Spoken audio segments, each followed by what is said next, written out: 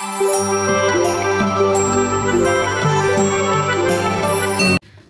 sa wakas, nakarating na rin, naka-check-in na rin sa Airbnb, nakakaloka. So, gusto nyo ba ng room tour? Okay, let's go! So, ito pagpasok nyo, kitchen na siya. Ayan. Sorry makalat kasi pagod na kami talaga. Galing kami sa almost 1 day na biyahe. Then, ito, CR. And, may pa-fridge. Ayan, ito, mga maleta namin. May pa-Netflix. May, ayan, maganda yung sofa nila. Makalat lang talaga, guys. Then, may pa-lantern pa dyan. And, this is the bed. Oh, diba? Maliit lang siya. May pa-table pa naman. Tsaka TV dito. Pero, tignan nyo yung view sa labas. Ayan. May pa-biranda rin siya, oh. Ayan yung biranda niya. May upuan. Kaya lang, umuulan. The next day. So, yun guys. Nandito na tayo. I-open ko na yung apartment na narentahan namin. So, wait lang. Kunin ko lang yung stand.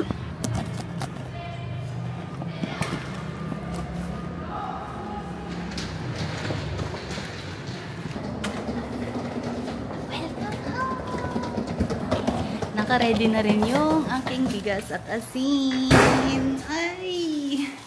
Yala. More buenas, more suerte. Mag-move in lang kami, guys. I'll bring inside. And talk to you again in a bit.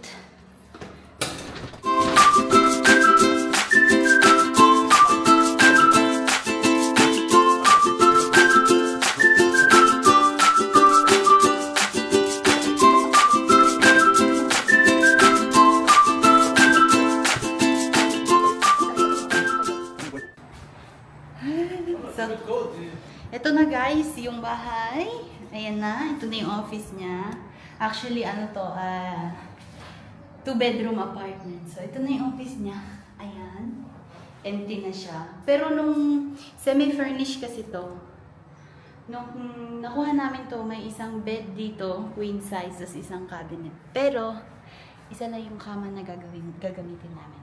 Ito, and then, 1 cabinet. And here, ayan, the apartment is facing the amenities. So, here. Eee! May sarili ng bahay si Dudong. Ayan na. So, ito pa yung CR. So, may ilaw. Ayan.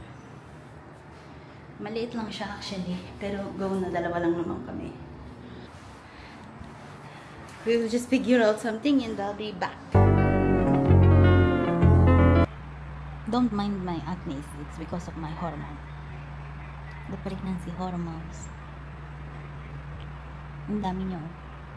Naka-3 balik na ako sa facial. Mawawala lang siya pero babalik rin siya ganyan. So, let it be for now. And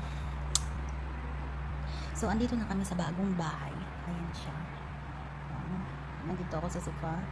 Nanonood ako ng TV. Medyo okay naman na kasi semi-furnish yung nakuha naming bahay. Hindi na ako nakapag-video kasi sobrang pagod na pagod si Buntis. Grabe. Simula nung lumipat kami dito kahapon. So, bali 2 days and 1 night na kami dito sa apartment na to. Hindi pa ako nakakatulog ng maayos. Kasi like, kagabi, since isang gabi pa lang naman. I think simula nung September 29, 2 gabi pa lang ako nakatulog ng maayos. Kasi siguro, yung body clock, kasi ngayon is 10:50 na dito sa Pilipinas. Wait, let me lock it. Ngayon is 10:51 na dito sa Pilipinas. Yung body clock namin, ako, especially ako, ay Lebanon time pa rin. So, 5 hours delay. So, kung 10 dito, 10:51 dito. Sa Lebanon is 5:51 pa lang. So, hindi pa ako inaantok this time. Oo, pagod. Pero wala yung antok. Hindi ko rin alam kung bakit may insomnia. Matagal-tagal na. Since September 29 kami nagland dito. October 3 na. Imposible naman na ma-jet lag ako. So, kahapon kami lumipat. Then, lumipat kami around 11 or 10 a.m.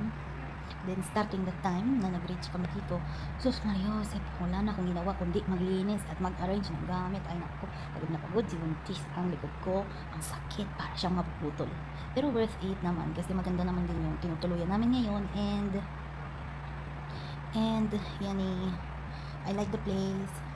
Peaceful naman siya except sa mahina yung signal kasi malapit kami sa airport ramp, and maingay ang mga eroplano kasi sa taas namin mismo dadaan yung mga maglalanding na eroplano.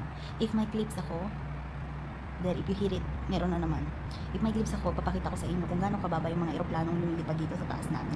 So yun lang yung magiging ingay dito, not unless may mga batang nagsiswimming sa tapat ng pool kasi yung nakuha naming apartment is facing the amenities. So facing the swimming pool, the clubhouse, and the covered courts. So yun lang yung magiging maingay, pero 9 PM naman sarado ng lahat. So hello guys, nandito ako ngayon sa Robinson Plaza Ermita.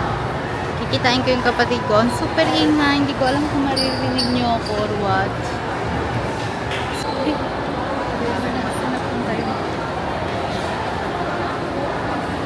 Ako na eh.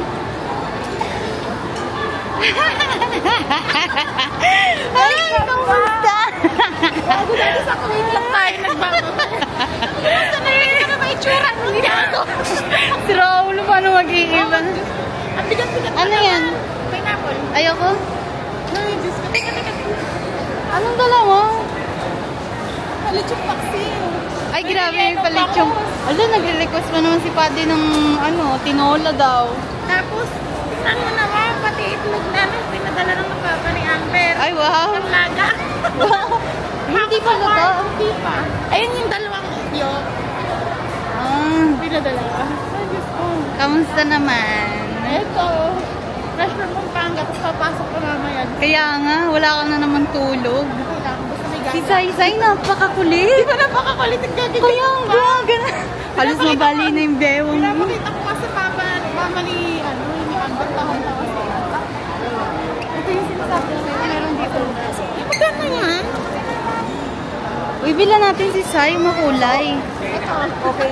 Ayoko yan, yung makulay. Mahal naman natin. 99 dark. Mahal ba yun? Hindi mo na kasi. O di magtingin pa tayo ng ibang toy store. Ayun no, may nakasale sa loob. So yun, nakabili na kami ng pangregalo kay Inay. Ayan na siya, naayos na ni ate. Buti hindi nausog. Ganda pa rin no.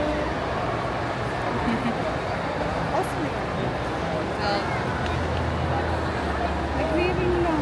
Ito. Finish yarn? Okay na yung regalo. Wala na akong utang sa birthday mo Bayad na ako. Pagka na mag-expect sa birthday mo, yun na yun. In-advance ko na para habang may kwarta pa. 1 month na to. Ano to? Tapos sunod-sunod pa kayo sa November.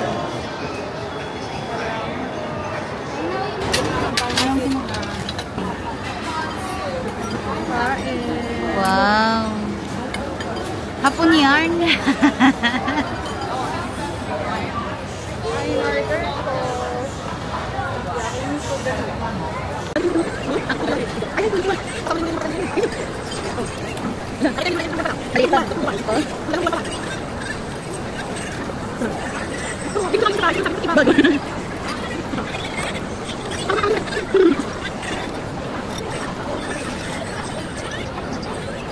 Ano yung batulog? Hindi nakatulog. Tek. Ano yan? Nabuntis ko na. Ako, sabi sa'yo Kaya ako nagkaka-acne. Ay, kaya. Ala, siya nagsaysay. Kaya pala. Gagi! Kaya kinukulit kita eh. Ano? Magkita tayo. Bakit? Eh gusto ko sana magpa-check up noon pagkarating namin. Ano pa check up? Wala pa. Clean naman ako sa doktor bago umalis. Kaya lang, nun nga kasi sumasakit yung puso ko kasi pagod. Sa OB. Hindi, nung So yun guys, dito ko natatapusin yung video and marami pang susunod na pangyayari. And I'll see you next time. Please like and share. And click the notification below para next time na mag-upload ako, updated kayo guys. See you! Bye-bye!